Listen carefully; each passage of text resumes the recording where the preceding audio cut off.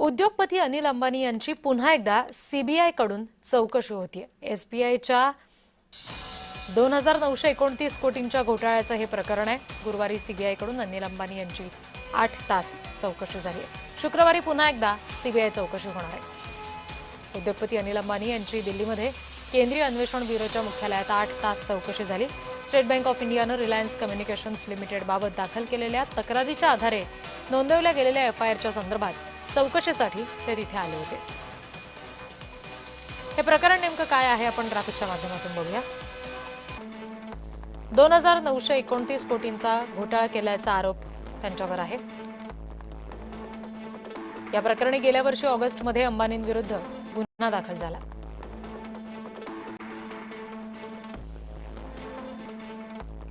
भारतीय स्टेट बँकेच्या तक्रारीवरून गुन्हा नोंदवला गेला।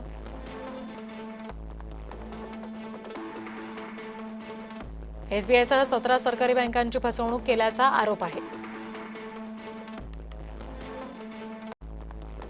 रिलायन्स कम्युनिकेशन अनिल अंबानी यांच्यासह इतरांवर गुन्हा नोंदवला गेलाय। फसवणूक आणि विश्वासघाताच्या आरोपांखाली गुन्हा दाखल झाला।